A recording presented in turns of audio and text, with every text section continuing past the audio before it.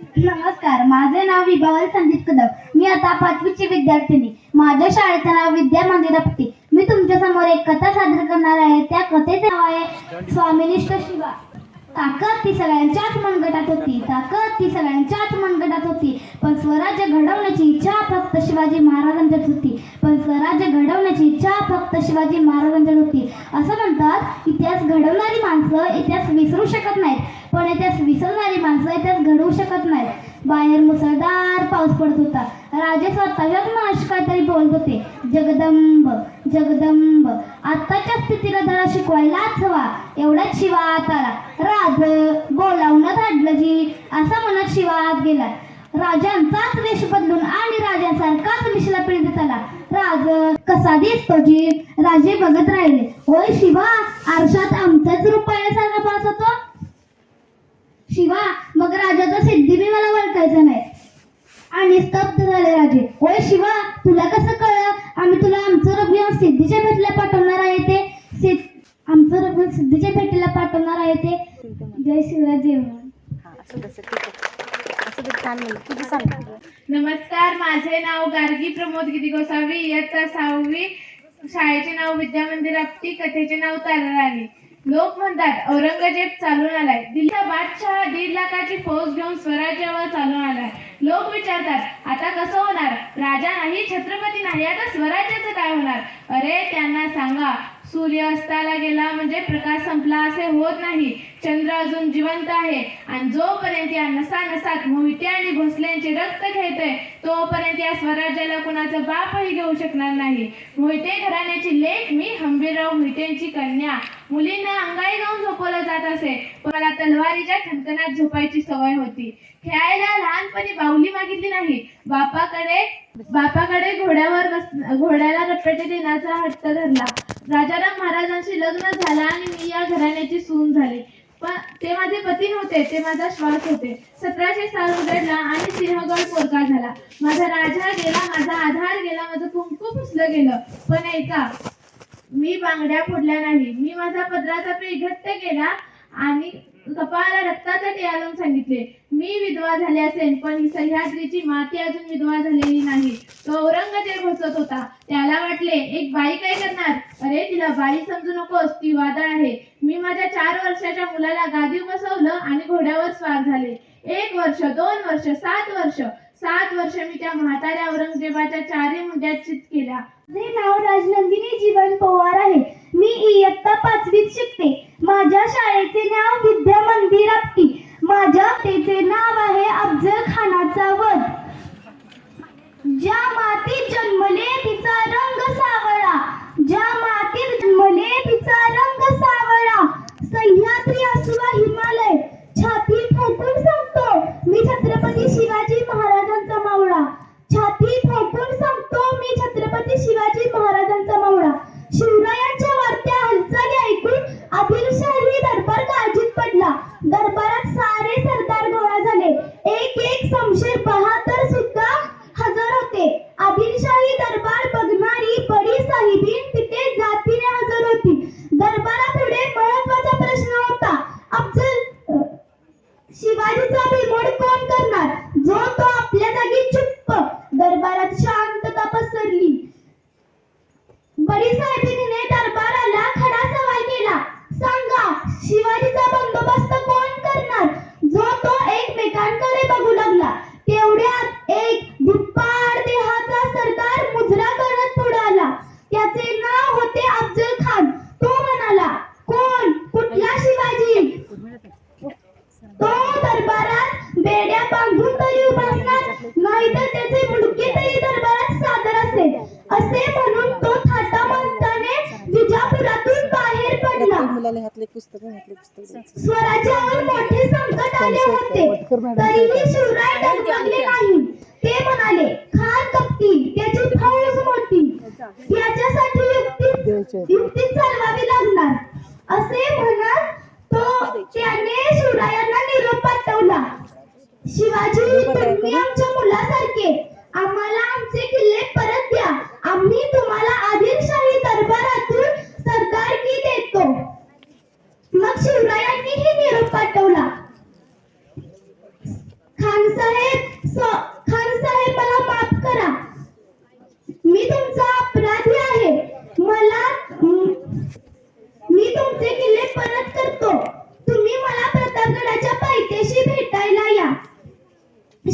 शिवरायांनी मोठा शामियाना तयार केला होता. त्यात अफजल खान आला होता. अफजल खान म्हणाला, शिवाजी आत का येत नाही? त्यांचा वकील म्हणाला, ते बडा सय्यदला भेटायत. मग अफजल खानाने सांगितले, बडा सय्यद तुम्ही बाजूला व्हा. शिवराय आत आल्या आल्या अफजल खान म्हणाला, आओ आओ शिवाजी, मेरे गले लगो. त्याने कट्यार काढले आणि ते शिवरायांच्या कुशीत घातले. तरीही शिवरायांनी चिरकत घातलेले म्हणून शिवराय वाचले. शिवरायांनी आपल्या वाघनख्या काढल्या आणि अफजल खानाच्या पोटात घुसवल्या. अफजल खान म्हणाला, दगा दगा करून ओरडला. शेवटी एवढेच म्हणावे वाटते की भवानी मातेचा लेक तो रयतेचा राजा होता. भवानी मातेचा लेक तो रयतेचा राजा होता. झुकला नाही कधी तो मुघलांचा बाप होता. झुकला नाही कधी तो मुघलांचा बाप होता. धन्यवाद. नमस्कार, माझे नाव आहे. मी इयत्ता 5वीत शिकते. माझ्या शाळेचे नाव आहे विद्या मंदिर नेबापूर. माझ्या कथेचे नाव आहे एक रसाळ कथा. एका महिन्याने जेवणाचे आमंत्रण दिले म्हणून मी जेवायला गेलो. जेवणानंतर एक बाऊल भरून आमरस दिला. तेव्हा मी तिला म्हणालो की अगं, आमरस असल्यावर भाज्या करायची गरज नव्हती. आमच्या घरी आमरस असल्यावर भाज्या करत नाही. त्यावर ती म्हणाली की रे, भाज्या केल्या नसत्या तर तुम्ही अजून 2-3 आमरस अरपला असता. म्हणून तिने 2 भाज्या केल्या. मी मात्र विचारात पडलो, ही बरोबर का ती बरोबर? जय हिंद. नमस्कार मित्रांनो, माझे नाव आहे मुग्धा नारायण कदम. मी इयत्ता 5वी मध्ये शिकते. मी आज तुमच्या समोर एक कथाकथन सादर करीत आहे. ते तुम्ही शांतचित्ताने ऐकून घ्यावे अशी माझी नम्र विनंती. माझ्या कथेचे नाव आहे दृष्टी नाही तर दृष्टिकोन बदला, नजर नाही नजरिया बदलो. एक राजा होता. त्याचा एक मित्र मंत्री होता, सेनापती होता. तो सेनापती सकारात्मक विचाराचा होता. काही घडले की म्हणायचा, बहुत बढिया बहुत बढिया. एखाद्याचं लग्न झालं की बहुत बढिया बहुत बढिया. एखाद्याची बायको मेली तरीही बहुत बढिया बहुत बढिया. एकदा काय झालं, राजा आपली तलवार साफ करत होता. साफ करता करता तलवार पायावर पडली आणि राजाचं बोट तुटलं. सेनापतीला कळालं राजाचं बोट तुटलं. तेव्हा सेनापती म्हणाला, बहुत बढिया बहुत बढिया. जेव्हा राजाला कळालं तेव्हा राजाला राग. राजाने सेनापतीला जेलमध्ये टाकलं. बहुत बढिया, जेलमध्ये टाकलं. बहुत बढिया. लाइट गेली का? बहुत बढ़िया. नालायक सेनापती, इथं माझं बोट तुटलंय आणि हा म्हणतो कसा, बहुत बढिया बहुत बढिया. 2 महिन्यानंतर एक दिवस राजा आपल्या सैनिकांना घेऊन जंगलामध्ये शिकारीसाठी जातो. राजा आणि सैनिक यांची होते चुकामुक. सैनिक जातात एकीकडे आणि राजा जातो दुसरीकडे. मग काय, अंधार होतो. जंगलातील आदिवासी राजाला पकडतात आणि आपल्या कबिलात घेऊन जातात. राजाला आंघोळ करून, राजाचे कपडे काढतात. त्याला आंघोळ करून देवी समोर बळी देण्यासाठी नेतात. तिथं बहुत बढ़िया कर देता. आदिवासी हातात तलवार घेऊन राजाच्या मानेवर मारतात. तितक्यात एकाची नजर राजाच्या तुटलेल्या अंगठ्याकडे जाते. तो म्हणतो, हा तर अपूर्ण आहे, खंडित आहे. जर का याचा बळी दिला तर देवी दुःखी होईल. देवीचा आपल्याला शाप लागेल. म्हणून राजाला सोडतात. राजा आपला घोडा घेतो आणि आपल्या महालात येतो. सैनिकांनो, सेनापतीला सोडा. सेनापतीला राजासमोर आणतात. राजा सेनापतीला घडलेली हकीकत सांगतो. बहुत बढिया बहुत बढिया. अरे हो, माझा अंगठा तुटला म्हणून माझा जीव वाचला. बहुत बढिया. पण तू 2 महिने झाले जेलमध्ये आहेस तरी बहुत बढिया म्हणतोस, ते कसं काय? राजाजी, हे बघा, मी तुमचा मित्र. जेलमध्ये नसतो तर तुमच्या सोबत आलो असतो आणि जंगलामध्ये तुमच्या सोबत पकडला गेलो असतो. तुम्ही तर बोट तुटल्यामुळे वाचलात, पण मी तर पूर्ण आहे ना. माझी मान कापली असती ना. म्हणून बहुत बढिया मित्रांनो, सांगायचे तात्पर्य एवढेच. समजा हातात ग्लास मध्ये अर्धा ग्लास पाणी भरले तर थोडे लोक म्हणतील ग्लास तर अर्धा रिकामा आहे, पण थोडे लोक म्हणतील ग्लास तर अर्धा भरलेला आहे. म्हणून वस्तू कशी दिसते याला महत्व नाही मित्रांनो, त्या वस्तूकडे आपण कसे बघतो याला महत्व आहे. म्हणून दृष्टी नाही तर दृष्टिकोन बदला. जय हिंद, धन्यवाद. पदस्पर्शाने पावन झालेली माझी ही मातृभूमी आणि या मातृभूमीला वंदन करून मी माझ्या भाषणाला सुरुवात करते. नमस्कार मित्रांनो, माझे नाव आहे रवीना रवींद्र कांबळे. माझ्या शाळेचे नाव विद्या मंदिर जाफळे. मी आज तुमच्या समोर एक कथा सादर करणार आहे. त्या कथेचे नाव आहे भाकरी. मित्रांनो, एक खूप गरीब माणूस असतो. तो त्याच्याकडे खायला 2 वेळेचे अन्न सुद्धा नसते. तो एका ठिकाणी बसलेला असतो.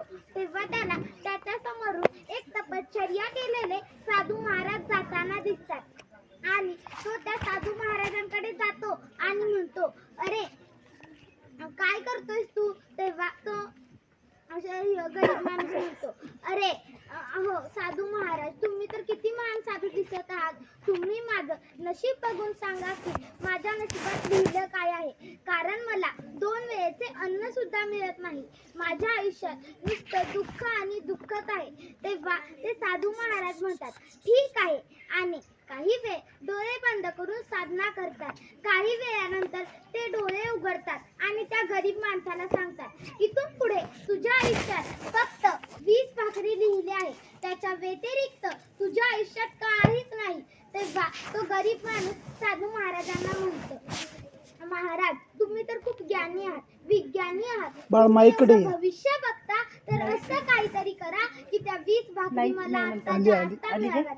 तेव्हा ते साधू महाराज म्हणतात, अरे तुझ्या आयुष्यात तर फक्त 20च भाकरी.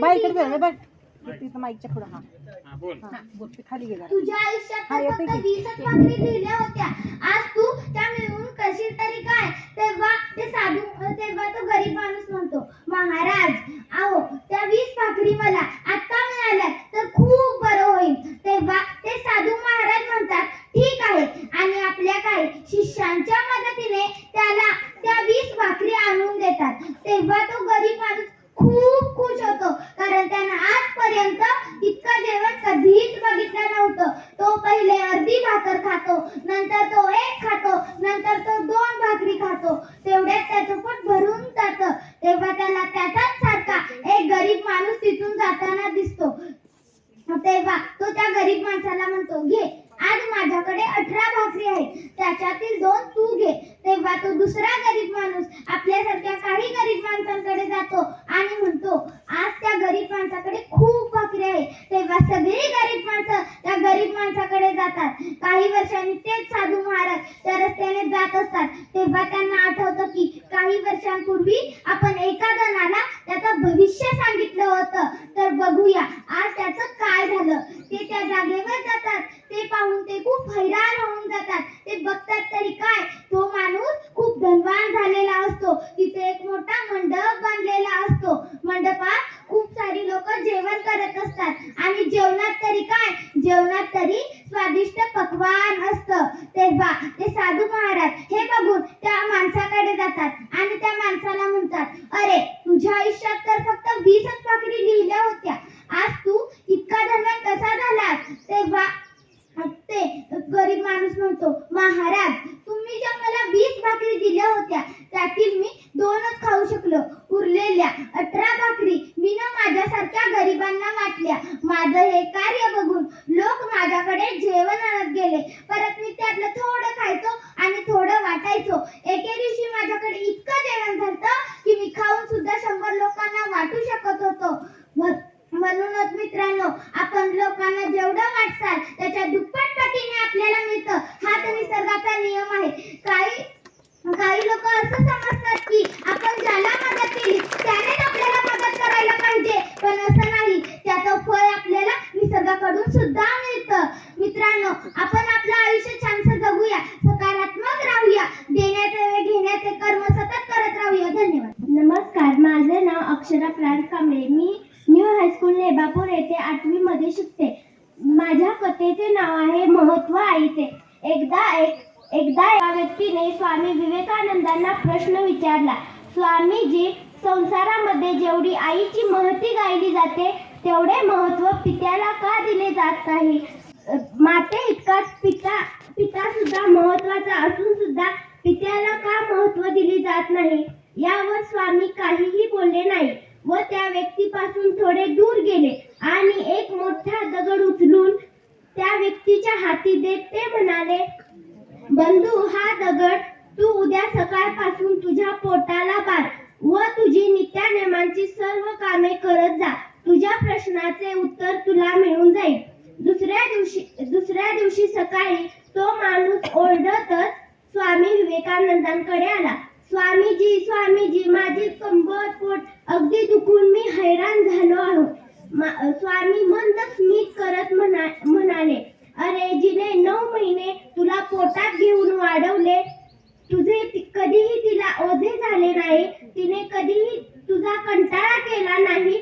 या मातेची महती ह्या तिन्ही लोकात सर्वश्रेष्ठच आहे. धन्यवाद. सर्वांना माझा नमस्कार. माझे नाव वैजंती कदम. मी आता 8वी मध्ये शिकते. माझ्या शाळेचे नाव आहे न्यू हायस्कूल नेबापूर. मी तुम्हाला एक कथा सादर करून दाखवणार आहे. त्या कथेचे नाव आहे अकबर आणि बिरबल. खूप वर्षापूर्वीची ही गोष्ट. एके दिवशी अकबर आणि बिरबल दोघे जण जंगलात फिरायला गेले होते. जंगलात फिरत असताना अकबरचा हात एका काट्याला लागतो आणि तो काटा खूप विषारी असतो. अकबरच्या हातातून खूप रक्त येत असते. अकबर बिरबलाला म्हणतो, बिरबल, हे बघ, माझ्या हातातून खूप रक्त येत आहे आणि मला खूप त्रास होत आहे. बिरबल अकबराला म्हणतो, महाराज, हा तर खूप विषारी काटा आहे, त्यामुळे तुमचे बोट कापावे लागेल. जर आपण तुमचे बोट कापले नाही तर हे विष तुमच्या पूर्ण शरीरामध्ये पसरणार. मग अकबराचे बोट कापण्यात आले. बिरबल म्हणतो, महाराज, जे होते ते चांगल्यासाठीच होते. हे वाक्य ऐकून अकबराला खूप राग येतो.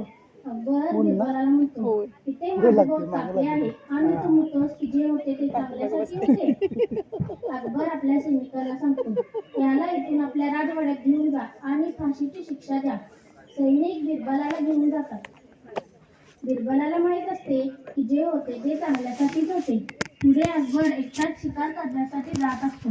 जात असताना त्याला आदिवासी भेटतात. ते आदिवासी अकबराला उचलून घेऊन जातात आणि काली मातेसमोर अकबराचा बळी द्यायचा असे ते ठरवतात. अकबराचा बळी देणार तेवढ्यातच त्यांना दिसते की अकबराचे बोट कापलेले आहे. ते म्हणतात, हा शापित आहे, दोषित आहे, म्हणून त्याला तेथून सोडून देतात. अकबर पळत पळत बिरबलापाशी येतो आणि आपल्या सैनिकांना सांगतो, याची शिक्षा थांबवा. अकबर बिरबलाला म्हणतो, बिरबल, जे होते ते चांगल्यासाठीच होते. तुझे हे वाक्य आज खरे ठरले. जर माझे बोट कापले नसते तर माझे डोके नक्कीच कापले असते. मग बिरबल अकबराला म्हणतो, महाराज, जे होते ते चांगल्यासाठीच होते. अकबर बिरबलाला म्हणतो, ह्यात तर माझे चांगले झाले, पण तुझे काय चांगले झाले? मग बिरबल अकबराला म्हणतो, महाराज, जर तुमचे बोट नाही महाराज, तुम्ही जर मला फाशीची शिक्षा देण्यासाठी राजवाड्यात पाठवले नसते तर मी तुमच्यासोबत पुढे शिकार करण्यासाठी आलो असतो आणि तुमचे त्या आदिवासी लोकांनी आपल्या दोघांनाही उचलून नेले असते. तुमचे तर बोट कापलेले होते, त्यामुळे त्यांनी तुम्हाला सोडून दिले असते, परंतु माझे बोट कापले नव्हते. त्यांनी माझे डोके नक्कीच कापले असते. म्हणून बिरबल म्हणतो की जे होते ते चांगल्यासाठीच होते. धन्यवाद.